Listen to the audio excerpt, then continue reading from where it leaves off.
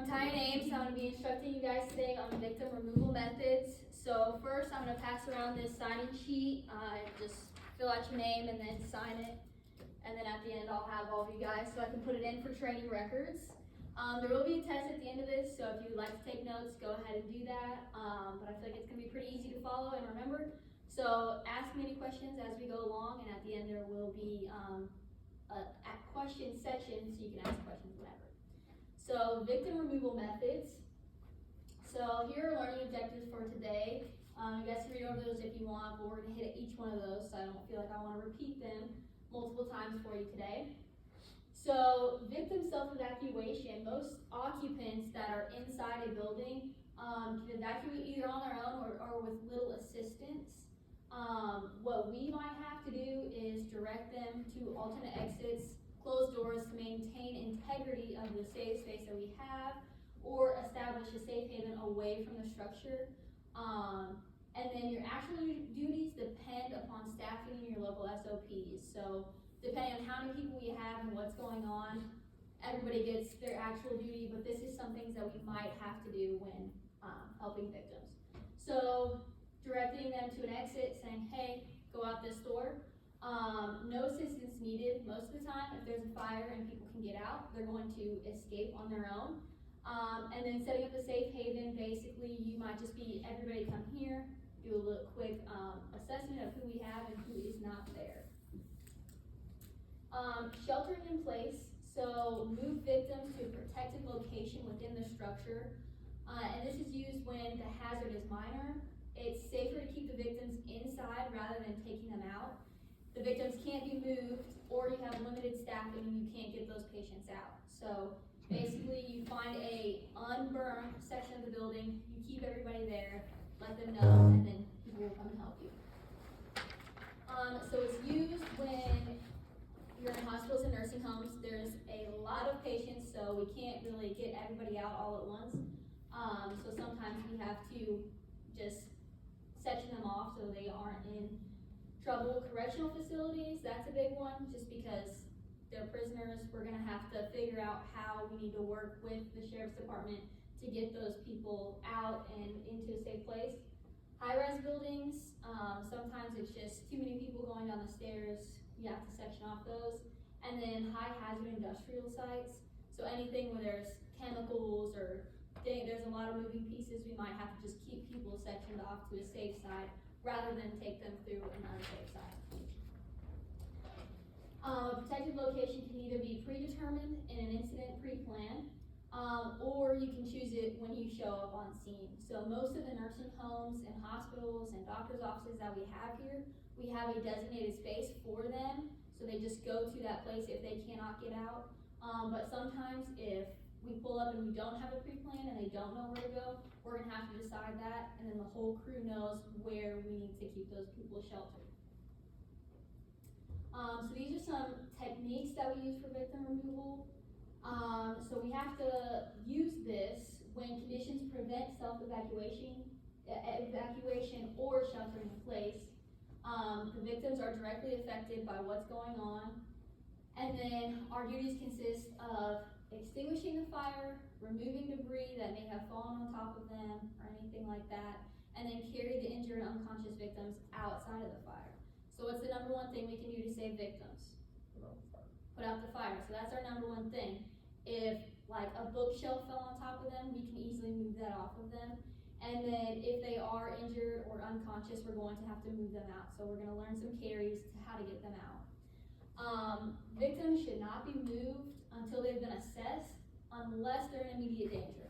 So if you're kind of in a okay-ish spot and they've got a lot of injuries and you want them assessed, that's okay, but most of the time if they're injured, they're in a not good situation and we need to get them out. But never pull a victim sideways, and then use proper lifting techniques. So we're gonna learn those today, but just never pull them sideways. There's a lot more surface this way than it is if they were going vertically. So here are some safety guidelines for when we lift patients out. Lift as a team. One rescuer can safely carry a child, and 2 or more may be needed to carry an adult. So I can carry a small child, everybody in here can carry a small child, but I cannot carry Trey out. sure I can carry me, but it's gonna take two of me to carry a larger person than I am, right? So always work as a team. We always go in as a team so we can figure out what needs to happen when we're in there. And then there's just a little quote over there. The team plays as a whole determines their success. So we have to work as a team. That's how we succeed, is working as a team. The second safety guideline is focus on keeping your balance. So when you're carrying somebody, you don't want to be tripping and falling and doing all that stuff. So keep your balance. Support the head and neck of the victim. That's our most important thing that we want to protect, is their head and neck. So that's what we're going to try to make sure is supported and secure. Avoid unnecessary jostling, which could kind of be hard. You're coming out of the building and there's stuff all in your way. Just try to avoid it as much as possible. And then never drag or carry a victim through the hazard zone unless there's absolutely no other way. You know, if there's a living room full of fire or debris and there's a back door that's perfectly fine, you're like, well, I want to come out the front door looking like a hero. It's not good for the patient or you, right? Just go the easiest route. Unless there's absolutely no way you can go any other way, you're gonna have to take them through that hazard. So here are some common types of carries and drags that we use. The first one's gonna be an incline drag. So this is useful for unconscious victims and people who need to move up or downstairs. So you can hold up their torso and drag their legs. This works really well going up or downstairs. And this is one rescuer obviously can drag a pretty decent sized person by themselves. An extremities lift and carry is a two rescuer carry, and this is one of your fire 1 and 2 skills.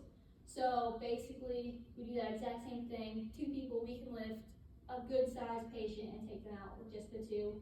Obviously, they're standing when they're carrying them out, so this won't be good for situations where you have to stay low.